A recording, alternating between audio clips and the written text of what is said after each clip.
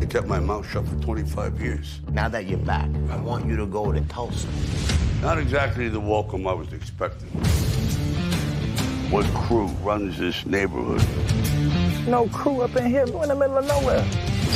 I'll protect you from the gangs. What gangs? Sit down! You got a pretty good appetite for someone who was just shot at. Tulsa King. New series streaming November 13th, exclusively on Paramount Plus. I love Montana, but I'm doing this for our family. They will fight you dirty. Is there any other way?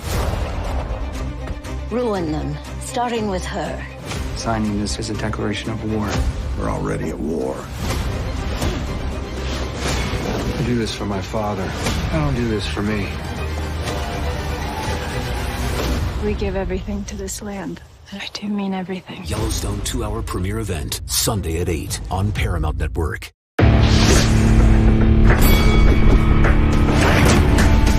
Reveille, reveille, donks. Look at us now, tip to tip. This is our life. This is our passion. That's the spirit we bring to this show. I'm Luke Thomas. I'm Brian Campbell. This is Morning Kombat. Hi, everybody.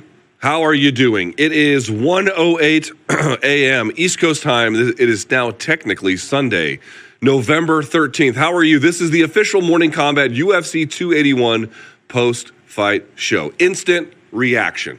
Welcome. As I may or may not have indicated, because I've been broadcasting now for about 3 hours, my name is Luke Thomas.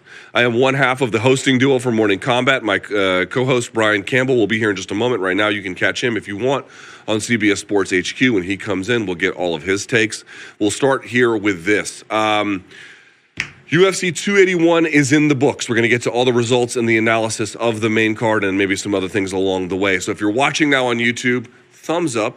Please be so kind if you would do that. If you're new here, consider giving a subscription. We do the show live Monday, Wednesday, Friday, 11 a.m. in the East, and then we do post-fight stuff for big fights like this too. So with that in mind, if you don't want spoilers, now's your time to go. 5, 4, 3, 2, 1. Okay, let's get going. UFC 281 took place at Madison Square Garden in New York, New York. We join you now from the swamps of Jersey City, just across the river, right here in your main event. How about this?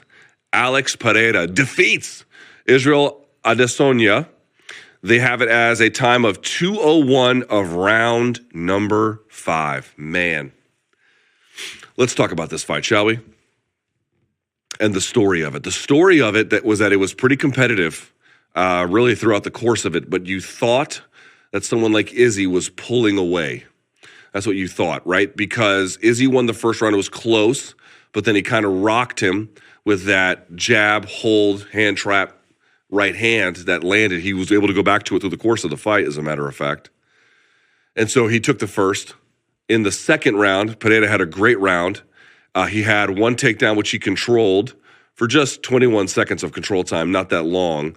But you thought he did the better work overall, right? So round 2 goes to him. Round 3, different story. Champion gets a takedown, holds it for 347, does pretty good ground and pound. The significant striking totals were 14 to Izzy and then 8 to Pereira, right? So he did really well. Fourth round, it looked like it wasn't a super exciting round, hardly dominant, but Izzy was just more active. He was coming off the strong third round. He was kind of pot-shotting, landing 20 to 15 overall in terms of significant strikes, not getting a takedown, but having some control time, at least along the fence, for 1 minute and 8 seconds. And you thought, well, man, all he has to do is just sort of survive 5 rounds. But what it looked like may have happened was, so heading into the 5th, you probably had it 3-1, Izzy, probably. What had happened was, it looked to me like maybe Pereira took the round 4 off or something. But in general, in this fight, what you found was that Izzy, I'm trying to see, I can see here on the feed, who was visiting him? Oh, it's Glover Teixeira. Yeah. Izzy was courting danger along the warning track, and we had talked about it a lot. Pardon me. Namely, that both of these guys use their feet to get away. They block a little bit, but they all do a lot of the leaning, Up against the kickboxing ropes where your torso is open and the ropes are malleable to a degree, you can lean and get away. But up against the cage, it's completely different defense. And Izzy chose, when he got Pereira up against the fence, to get an inside angle on the shoulder, clasp his hands up here with a gable grip up top and kind of control him from there, maybe lower his lock to the body lock to go for a takedown or some kind of trip or move him. But what you notice he didn't really do, except on the clinch breaks, was try to basically box him from there. He wanted to close off the space to reduce that volatility that could come from that. Pereira was not doing that. Pereira, when he had Izzy backed up real close to the fence, was trying to do exactly what you saw in the final sequence there. His trademark left hook lands when Izzy had blocked or rolled or gotten out of the way of those for the last 4 rounds and whatever. All it took with a guy like that is one. I do think that the pre-fight belief that Izzy had more skills and therefore more ways to win seemed like it was true based on the way this played out. They fought 4.5 rounds and Izzy was largely better through the course of them, but that doesn't really matter, right? You can be better for long stretches. If the other guy has more danger, you let him hang around for up to 5 rounds or more. Well, not more, but up to 5 rounds. All it takes is one of those. Boom. And you can't say it was accidental. You can't say it was luck. You can't say it was low percentage. Every time he had Izzy in those circumstances, the margin of error was thin. He got away with it because Izzy is typically pretty skilled in those positions, but you got to be perfect. You got to be perfect for 25. Dude, if you want to fight Alex Pereira on the feet, on the ground's a different story. We'll talk about that. But if you want to fight him on the feet, if you got to be good, you got to be your defense can't have a lapse. It can't have a lapse if you're going to fight him for 5 rounds. It's just not possible. And that makes it very, very difficult to fight him on the feet for that long. Izzy chose to fight this guy, not exclusively. There was some wrestling involved, but predominantly on the feet. And the margin of error against him, even if you can beat him for long stretches, it doesn't matter. It doesn't matter. The second time they fought in kickboxing and the first time they fought in MMA, he's fought him now 3 times in combat sports. He's got a win over him in all 3. You just can't say it's accidental. I thought Izzy won their first fight overall, but he got the judges felt differently. Second fight, Izzy was winning the vast majority of that till he got his shit rocked and put down. And then this one, it's very hard to catch Izzy now in open space. He has too much space to lean. He has too much space to roll. He has too much space to simply move his feet away at an angle, whatever. It's too much. But put him right along the fence, and you have constricted his options by a significant margin. It just makes landing on him a much more likely proposition. Pereira pressured him there consistently throughout the fight, had a hard time finding him consistently throughout the fight, but found one left hook that I'm not sure he saw coming, and the show was over. Let's talk about the stoppage there for just a second. What do I think about it? I think it was fine. You did see Izzy moving side to side. You could make an argument. He was still trying to be in it. It's a title fight. It's the 5th round. How much latitude do you want to grant? Okay. You could maybe argue it was a little early if you wanted to. I really don't think so. I think what really Goddard did in the end was save him from a vicious KO. In all likelihood. What would have happened there with Izzy that compromised is that he would have probably gotten knocked out. Because here was the interesting part about the takedowns. Izzy only got one of them. It was in the 3rd round, which he did hold for a significant amount of time. It was a nice takedown he got. It was a sort of a body lock whip where he was sort of spinning him over in a circle and then taking him back to an empty plane. And then he was able to hold it with good crossed wrist control through long stretches of it. But he failed on the other 3 attempts, and they weren't really all that close. Maybe one was kind of close. And he was trying different things from the body lock, but the polish on what he needs to make them work was pretty clearly missing. It didn't seem to drain him that bad. Maybe drained Pereira a little bit where he didn't have much of a 4th round effective effort. But dude, Izzy elected to fight this guy in the place where he's most dangerous and gave him a fair number of looks with him right up along the fence line. Your margin of error is thin with that dude. It's just so thin. What a remarkable story for this guy. Sean Al-Shadi had a tweet about it. I'd like to read it if I can, about what this all means and how it looked. Alex Pereira, this is from Sean Al-Shadi, quote, becomes the second least experienced UFC champion of the modern era behind only Brock Lesnar. Stunning scenes. He needed a Leon Edwards moment, and he found it. Unbelievable. It is remarkable. What was that, UFC 276? Now you have UFC 281. Both of the Nigerian champs, in this particular case, losing with fifth-round kind of comebacks. I think Edwards had won at least one round against Usman as well, if memory serves. So kind of some interesting echoes in that regard. Yeah, he had to do it. And by the way, I got to say, first double champ in glory, two-weight simultaneous world champion, getting a belt here. You got another triple C here in combat sports, man. You really do. Now, you could say the Olympic gold medal for Henry Cejudo is a little bit more prestigious, and I would certainly grant that it is. But, boy, to be a double champ in kickboxing, to be this inexperienced, and to get a title, even if there were some circumstances that were favorable, only in the sense that the now former champion, Izzy, chose to fight him in what I think he thought was his own strengths, but what turned out to be in the other guy's more dangerous ones. That really is the story, man. He's just so dangerous. Let's look at some of these numbers here, if we can, from the fight itself. 140 total strikes attempted by Pereira, landing 91. 140 landed, 214 attempted, 209 attempted by the champion, 119 landed, 86 of which were significant. 1 for 4 on takedowns for Izzy, 1 for 1 for Pereira. 6 minutes and 34 seconds of control time for the champ. Again, most of that is against the fence. And then just 31 seconds for Pereira. Here's the numbers for the rounds themselves in terms of significant strikes that scored. First round, 23-23, but Izzy rocked him. Second round, 20-17, that's Izzy to Pereira. Third round, 14-8. Third round, 14-8. Fourth round, 20-15. Round 5, how about this? 28-9 for Pereira. 28-9. Finished strong when he had to. Finished commanding when he had to. That was it. He had to take that. He had to act in that fifth round and found a way to get it done. Boy, that is incredible mettle. That's incredible mojo. Looked like he had a very difficult weight cut. Still found a way to win. Still found a way to persevere. Had a bad middle of that fight when he was getting taken down. Didn't look great for him. Looked weathered and lost a little bit in the fourth round.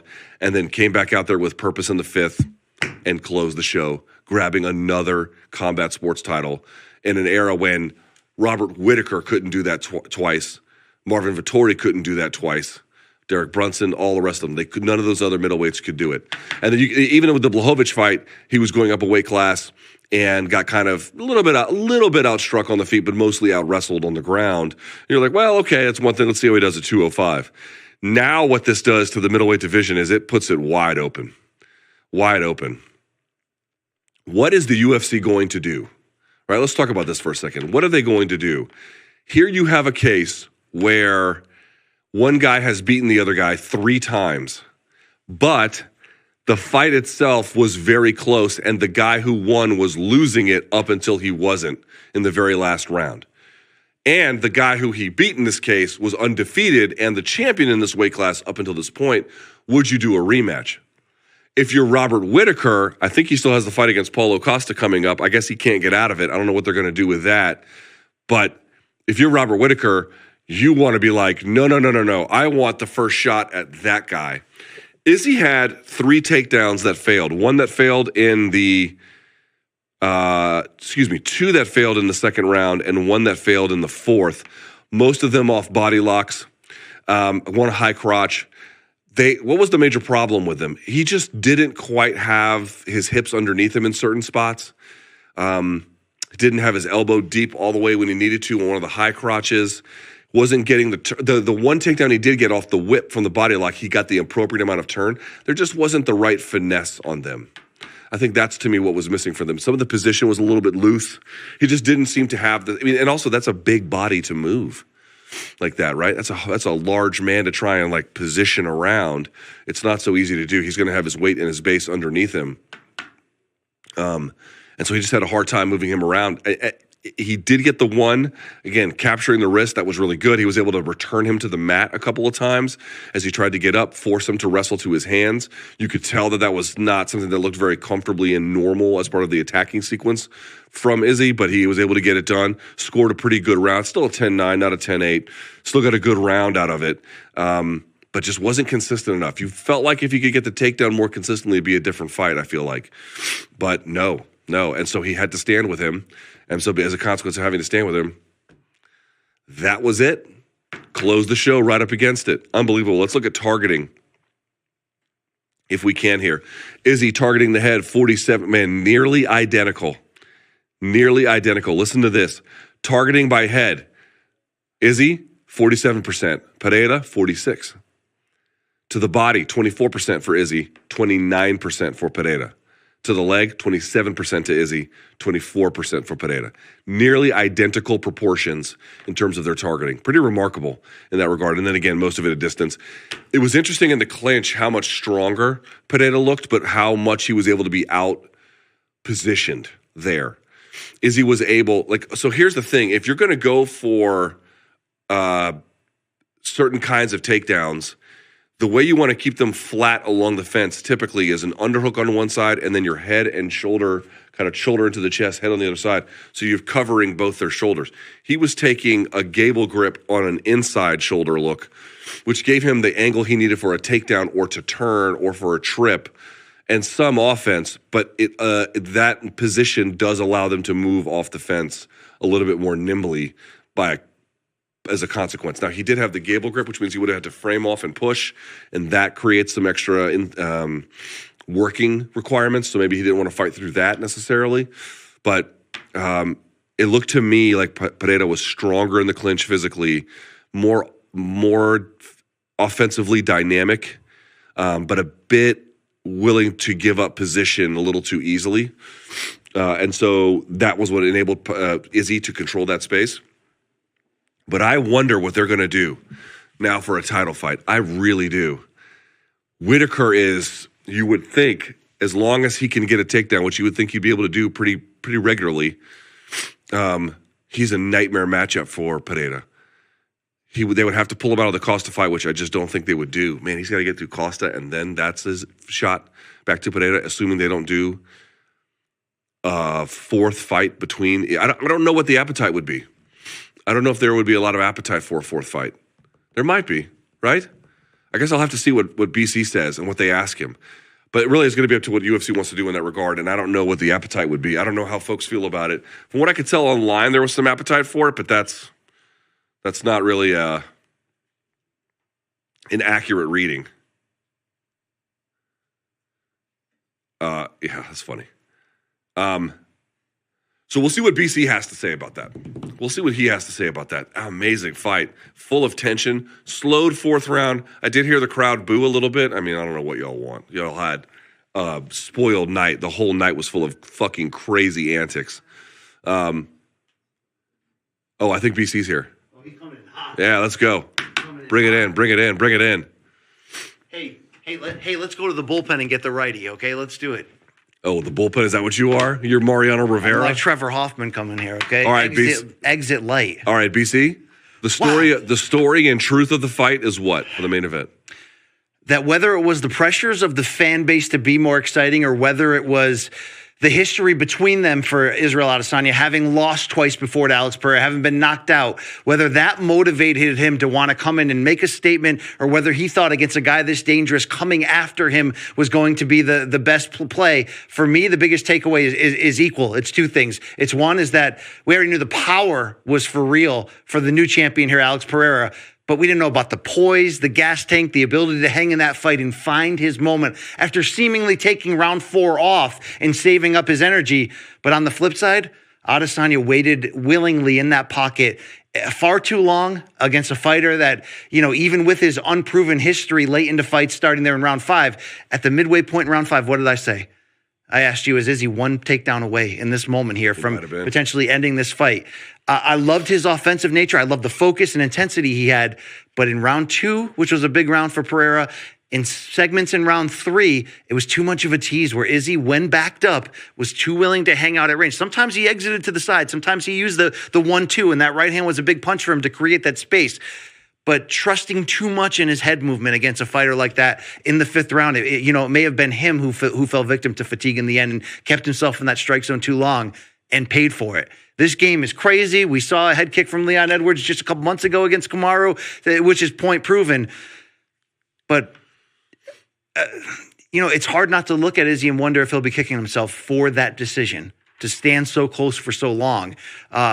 Could he have won it with a little bit smarter, safer game plan down the stretch? I'm sure that's one thing he'll be saying. Izzy had a bad game plan. Here's what I think happened to him, Debbie. What did you think? He went for 4 takedowns, whiffed on 3 of them.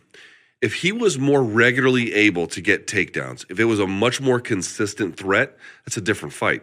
1 takedown in the 5th is the way you're putting it. But I'm saying he tried it in several rounds and was only able to get it 1 time. And the 1 time he got it, he used it to great effect, right? His mat wrestling at that point was much better than Pereira's.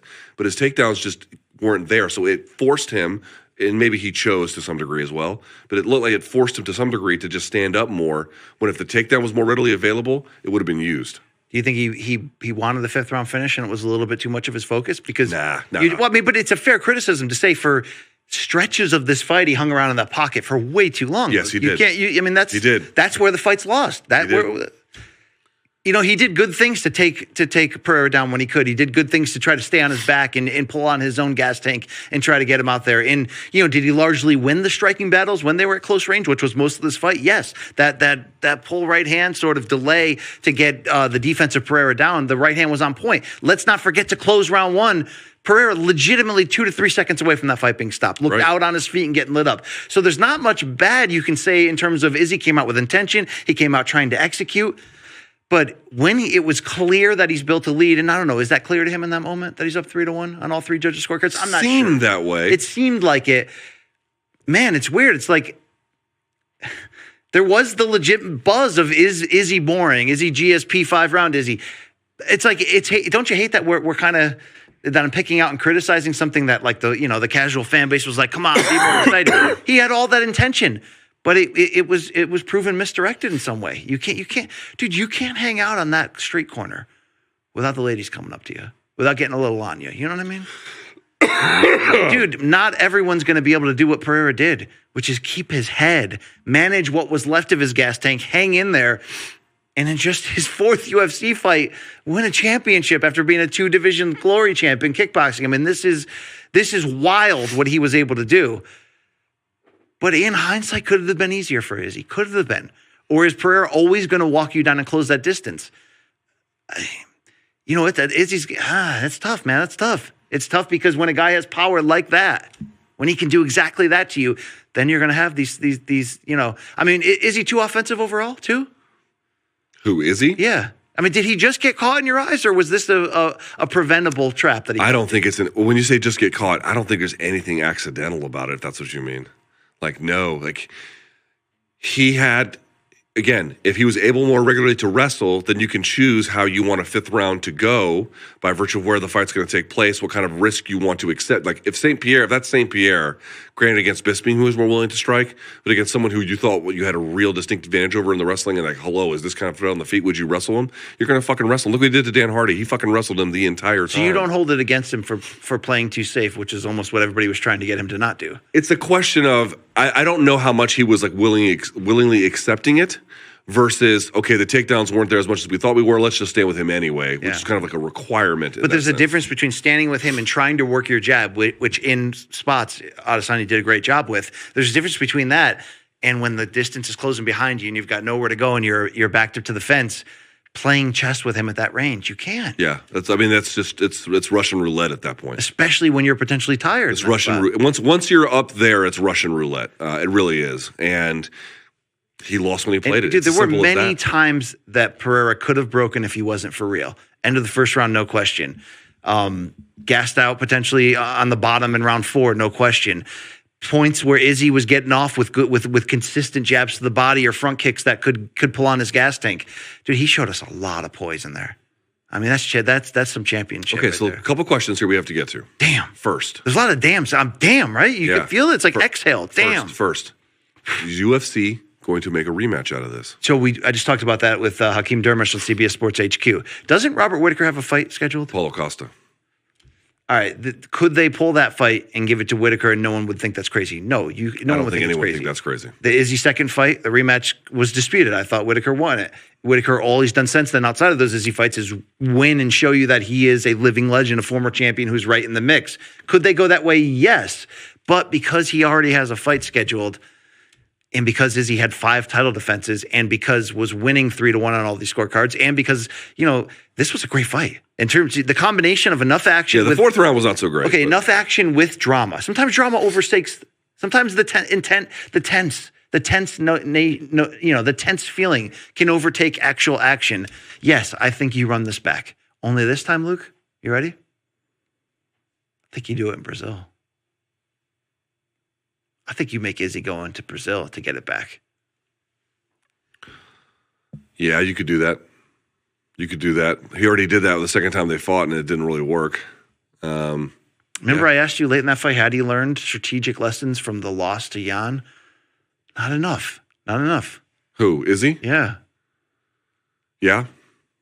Yeah, the grappling. This is interesting. Remember my whole theory about like the A and B game, and one of the criticisms I had made of the champ, or the former champ again, of Izzy, was that his A game, if your B game is not so great, it's okay as long as your A game is super dominant. Yes. Like Habib, right? His A game is outrageous, and so his B game, while not so great, doesn't really matter all that much. But you have to be a major hardcore specialist with a major and decisive advantages for that to work.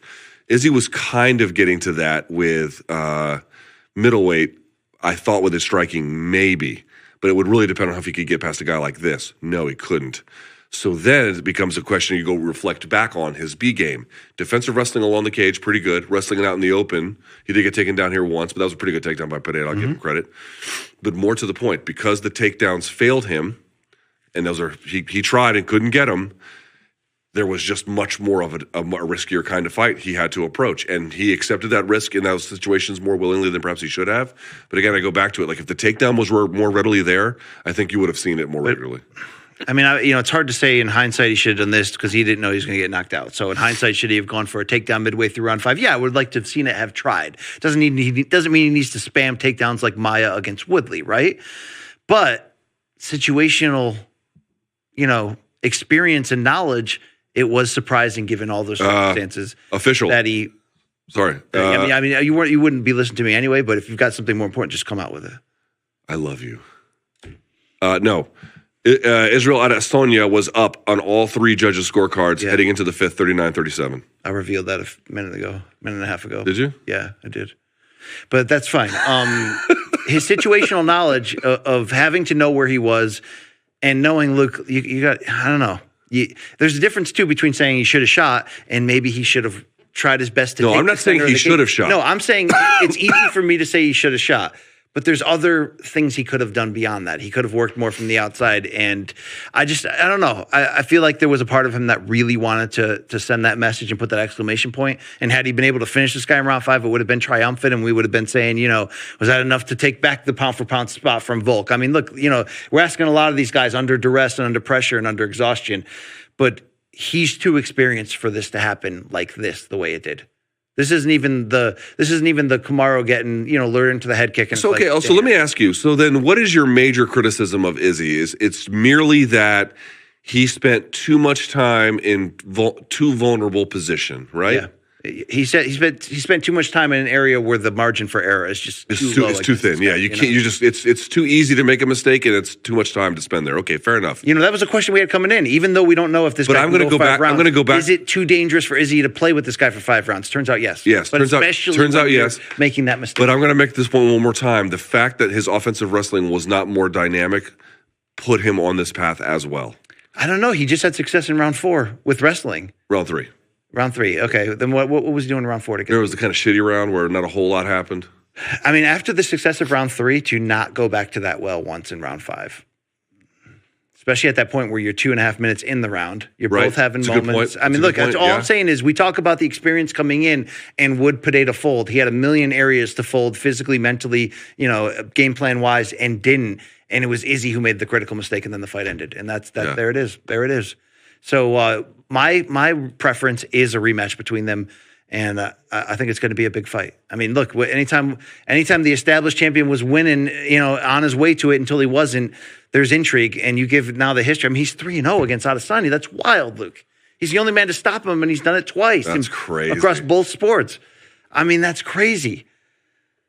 Damn, Poatan, what a man. And I right? wonder what that's going to, how do you think Izzy takes it?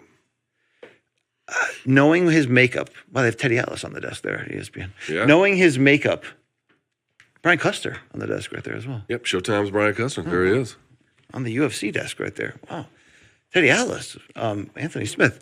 Knowing the competitor in him, Luke, and one thing I always say about Conor knew how to lose. Conor always knew how to lose. He always in the post-fight interview, right, except for the one when he was calling out Poirier's wife. Conor's always kind of already on the plan of like, oh, I know what I did wrong. Here's how I'm going to fix it. I think Izzy's going to be that style. I think he's going to come out and realize in certain situations, Izzy was doing incredible work that was way better than Pereira in this regard. And I think Izzy continues down the path of rounding out his ground game, especially against somebody in Pereira who, as we saw tonight, it's not a strength for him, Luke. It's not an outward weakness. I know you're not listening to me, but that's... I am. I'm just watching some of these replays. I am. Yeah, we'll just wait till they're done, then you can read. There's the one takedown he got that was pretty nice in the third. Yeah, laying up again. Oh, man. I mean, what do you want? You're going to lay up in the fence against Look that guy? at that. Oh, can't Luke, do it. We saw that coming in round 3, didn't we? We saw that coming in round 2. Can't do it. All right, BC, let's talk a little bit about this co-main event, if we can. Not sure what there's a whole lot to say about it, to be quite candid with you. There is a lot to say about it. Want me to tell you? Hold on. Just get to the results here very quickly. So, Zhang Weili defeats Carla Esparza via submission, a rear naked choke from the back with a crucifix, basically. Happened at 105 of round number 2. What you got, BC? The best strawweight in the world right now is Zhang Weili. And the fact, and it all goes back to how she turned herself around after that loss to Rose via head kick in the first fight, and her looking in the mirror and saying, there's so many things that I do well, but I've got to get better in every category. And she didn't lose the Rose first fight on the ground. She lost it by Rose beautifully setting up that high kick. But, Luke, what has she done since then? Getting the time with Cejudo and the captain El Burracine, showing the wrestling improvement in the Rose rematch, which could have gone either way, and she lost it. But, adding the danger of the spinny stuff, which she did in the Joanna rematch, and now showing you that she's got jiu-jitsu, that she's working enough in her ground game where she can make a key transition right here and take the back, and before you know it, the fight's over against an elite riding a long win streak. She's closing holes. She's an absolute savage, but now that there's no outward flaws like that in her game, she's an all-timer. And for her to come back and win this belt after losing via head kick and then losing the rematch versus close decision, and to come back and get better each fight, dude, but bang the drums for her versus Rose Part 3. It's got to be next, because that's an historic fight. It's a great fight.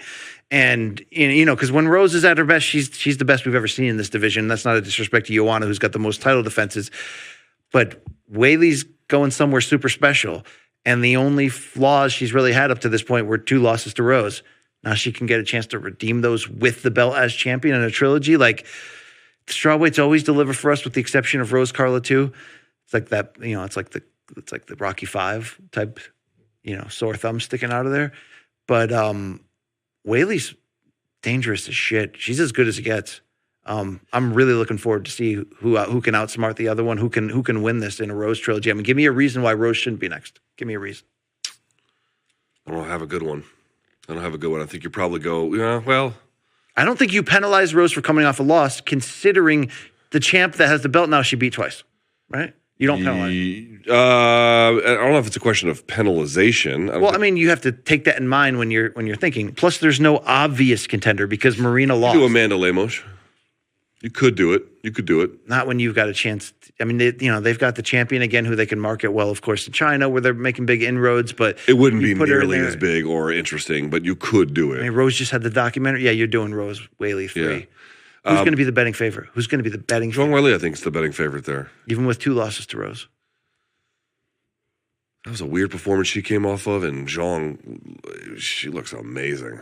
She looked like an absolute force of nature. The theme of Rose's documentary is that she can come back from, being brilliant, and then the exact opposite and getting either dropped on her head or having that fight. But when I rewatched that second fight with Carla, which not many people will rewatch it. Now, I'm not going 49 times, so fuck that, right? Fuck you. But, Luke, I will say that Rose was like, remember she was dancing? We were talking about this off camera. Like, she was dancing in that rematch against Carla. Like, dancing, like, look at my artistry. Look at what I'm doing. I'm making you miss, only putting nothing on top of it. So I get that it's not like Rose doesn't have questions to answer. But when she's in a position to answer those questions, she often takes things to another level. The exact level she'll need to take it to beat this version of Weili. Damn, I love this fight. It's a great fight. What can you say about Carla Esparza? She showed out with a lot of pressure. The fans turning on her, booing, no one giving her credit. She had a few moments in the first round. Right, people making her feel like a paper champion. She had some moments in there. She didn't shy away from trying to upgrade her striking, Luke. I know.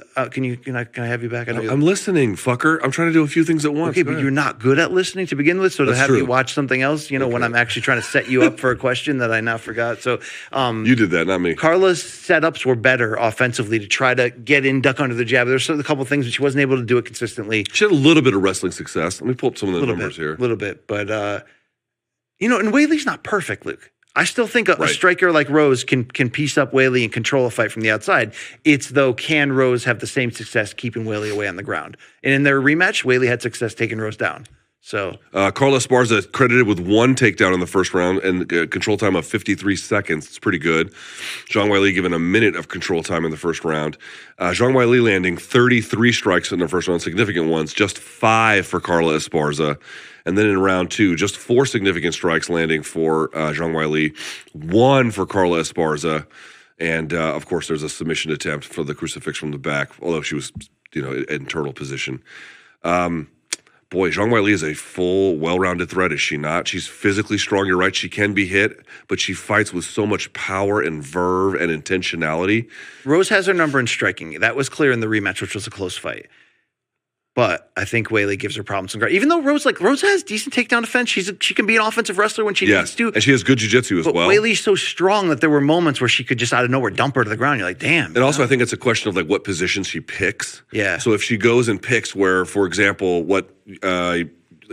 from Turtle, right, getting Rose to her hands and knees, grabbing a wrist, and then using that position to collect and do damage, rather than going to traditional full guard or side control or something like that, she could do good work. It would be a hell of a fight. I do think this would be the best chance Zhang Weili has to date of the various matchups she's had. Of trying to separate herself, even historically, here from this great group of fighters. By the way, the MSG Magic was back tonight. Yes, it certainly was. This was a special one. It really was. It was a great card. Down the card. Some people saying card of the year. I think it's certainly in contention. In the discussion, man. Definitely was better than UFC 280. For all the hype that we had around it, wasn't really as a card all that great. This was the prelims alone featuring just ridiculous violence over and over and over again. One last thing about Carla, it just seems to me like she got the title in a very nascent stage of the division. Yes. I think it's a fair way to put it.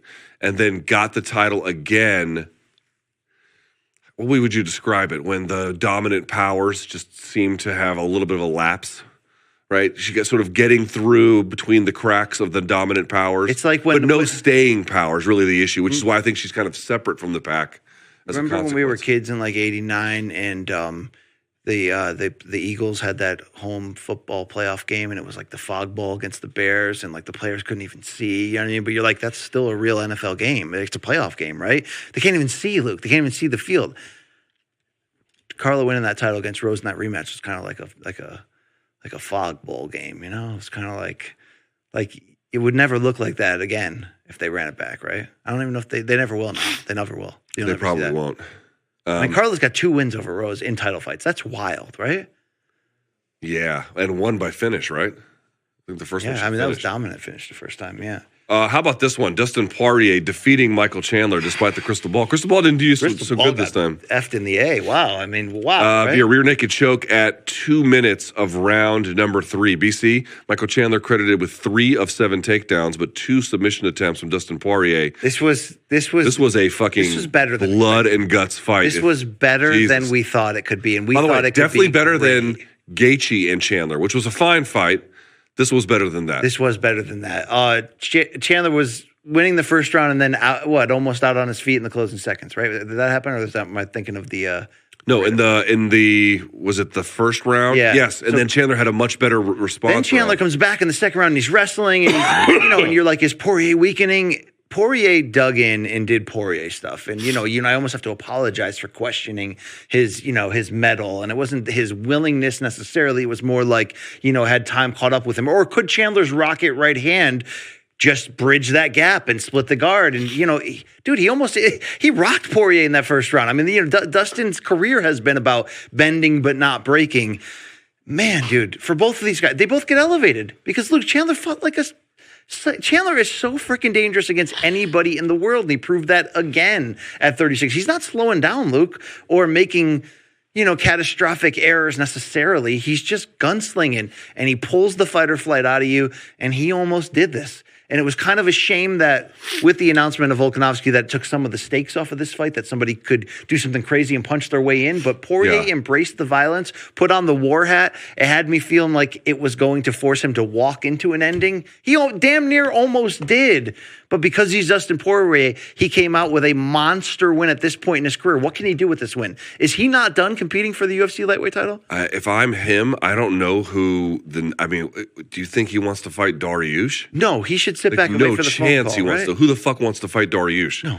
Tough ass fight, not a huge name, right? So I don't think he's going to want to do that. I think he's going to want to hang around, but that leaves a question for what Dariush is going to do. He could get strong-armed into taking a fight that like other guys would turn down. Yes. So that because he seems like the kind of guy that promotionally just whatever they ask him to do, he kind of does. I guess we'll have to see. But dude, this was a hell of a fight. Really, really was. I have to tell you, Michael Chandler, man, and we talked about with Zhang Weili a little bit. Michael Chandler is so good with takedowns. I mean, he-man that fucking takedown in the third round. That was unbelievable. But it did cost him. I mentioned he doesn't make monster mistakes. He made a mistake there. It reminds me of like judo takedowns. I mean, it wasn't a judo takedown, but if you watch judo takedowns in judo, what you'll notice is they'll throw them so hard sometimes, they don't even worry about securing the position once they get to the ground. It's just about getting the back to touch for Ippon.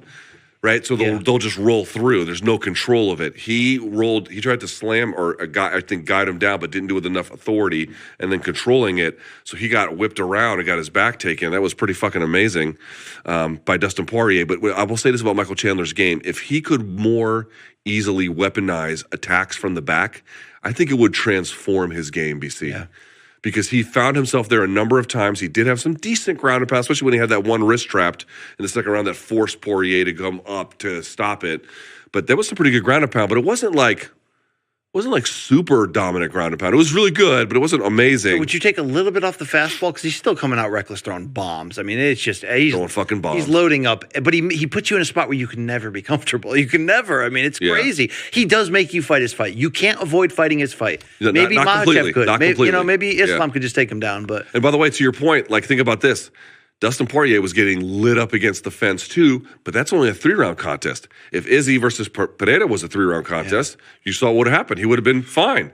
But all he needs is just enough openings, and then that's it. Breaking my balls, breaking my crystal balls, right? But I'll say this, dude. What do you take away from Dustin Poirier that maybe you felt like you weren't appreciating, or maybe not? Like, but what's the major lesson here from Poirier? That I've done it before, and he's proven me wrong. And you don't doubt this guy. I also got to a point where I doubted him for so long that when he fought Oliveira, I'm like, okay, this is Dustin Poirier, he's going to do it. That's still a disappointing performance. It's also a big win for Charlie Olives on that insane run he was on.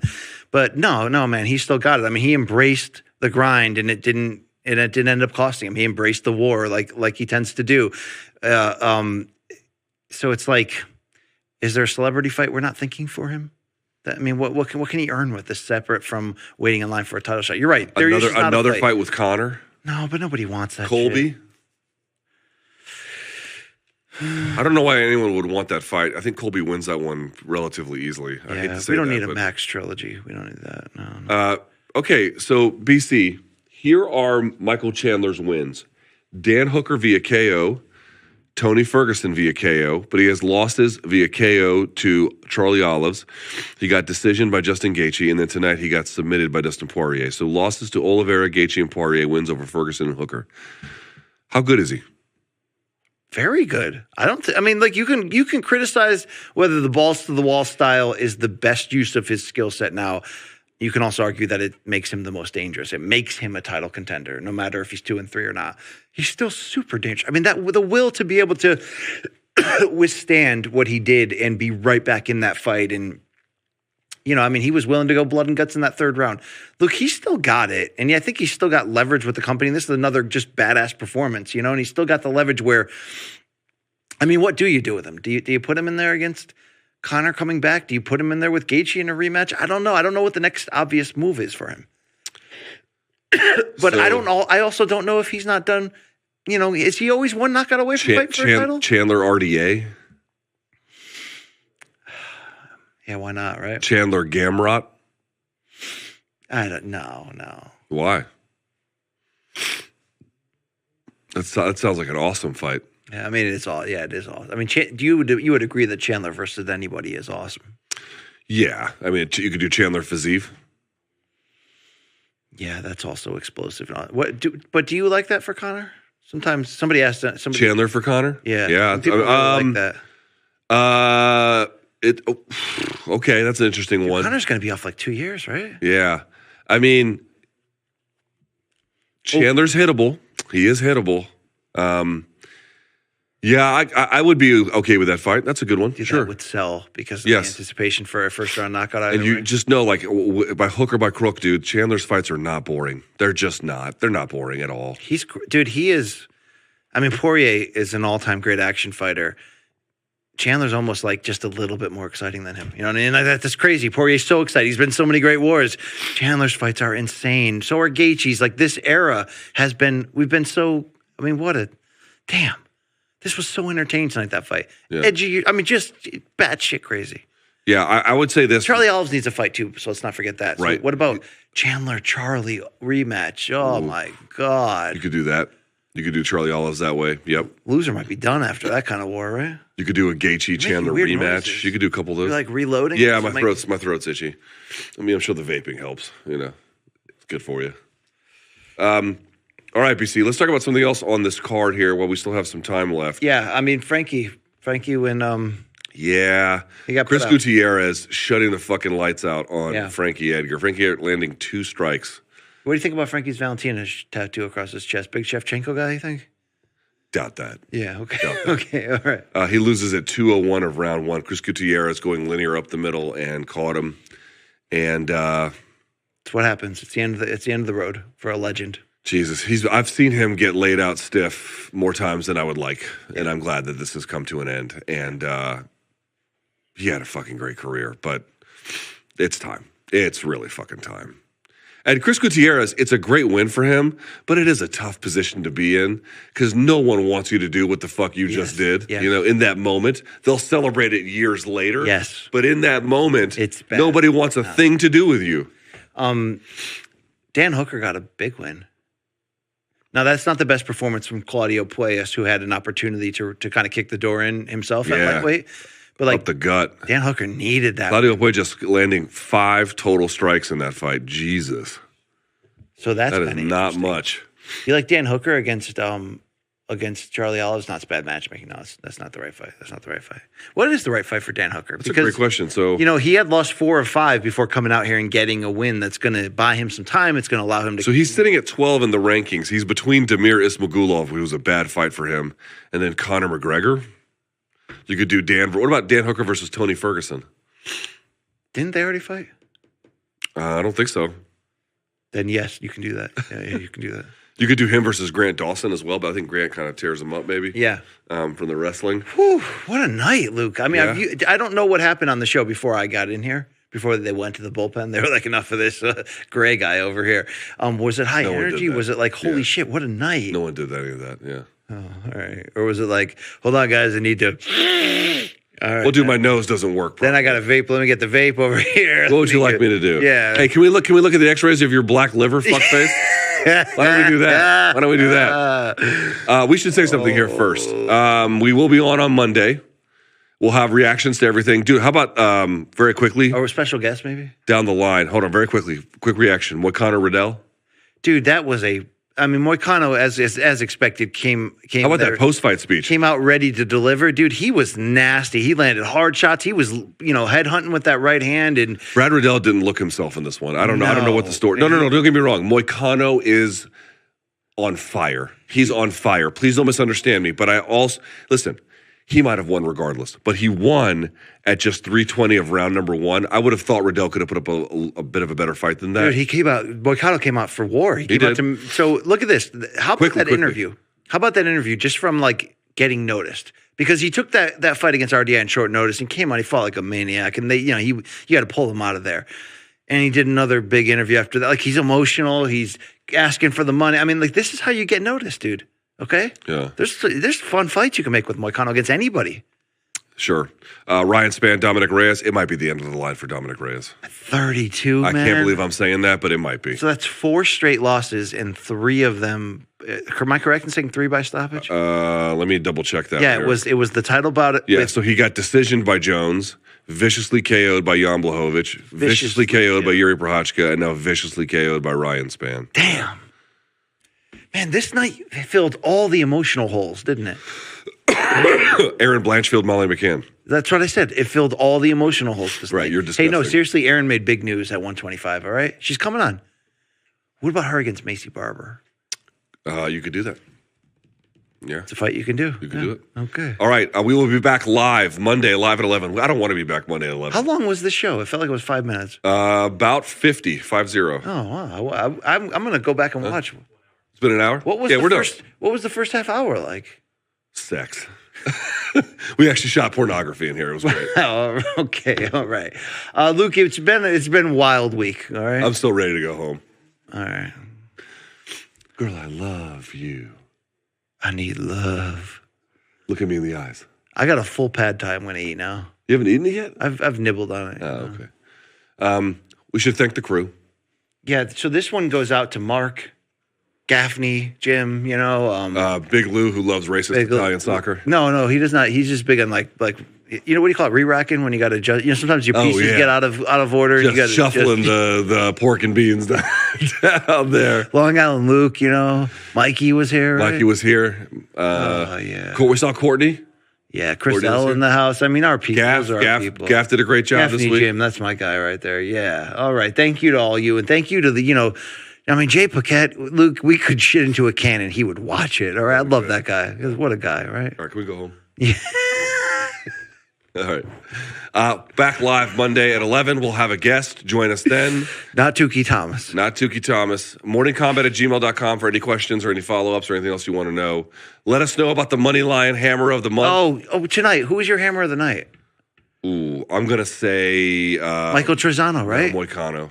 Dude, we can't forget, Trezano versus Choi round 1 was insane. Yeah. All right, Aaron Blanchfield. If you want it, you got it. New Jersey tough. New Jersey strong, all right? There you go. So you can tag Money Lion on Twitter @MoneyLion or on Instagram @MoneyLion Inc. Tag them up. Let them know who it is. Use the hashtag Hammer of the Month or Holy Hammer. We'll accept either. For more information, you can go to moneylion.com/morningcombat, okay? All right, BC. Take Hierro. Taquitos? What? No, okay, don't be racist. All right, well, on that note. Whoa. I mean, How about one of the producers being like, yo, fucking Francis is from Nigeria. Listen, racist. You take that racism out of here. Yeah, and put it back in the live chat on YouTube where it belongs. I mean, those people are they're the P1s. You leave them alone. Yeah, I don't think that's the NAACP doing chit chat. That's just my feeling. I could be wrong. Do you think if we just linger, they'll pull the plug? Probably. All right, let's get the fuck out of here. Thanks to the crew. Thanks to CBS Sports. Thanks to Showtime. Thanks to everybody who watched. Dude, what a wild night of MMA. Seriously, we watch a lot of bullshit nights to get a night like this. I mean, what a night. Incredible card. We'll talk more about it on Monday. For Brian Campbell, I'm Luke Thomas. Until next time, may all your gains be motherfucking loyal. Yeah, they're never that loyal. No, I mean, you kept my mouth shut for 25 years. Now that you're back, I want you to go to Tulsa. Not exactly the welcome I was expecting.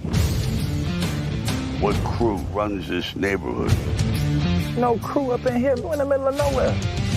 I'll protect you from the gangs. What gangs? Sit down! You got a pretty good appetite for someone who was just shot at. Tulsa King. New series streaming November 13th, exclusively on Paramount Plus. I love Montana, but I'm doing this for our family. They will fight you dirty. Is there any other way? Ruin them, starting with her. Signing this is a declaration of war. We're already at war. I do this for my father. I don't do this for me. We give everything to this land, and I do mean everything. Yellowstone 2-hour premiere event, Sunday at 8 on Paramount Network.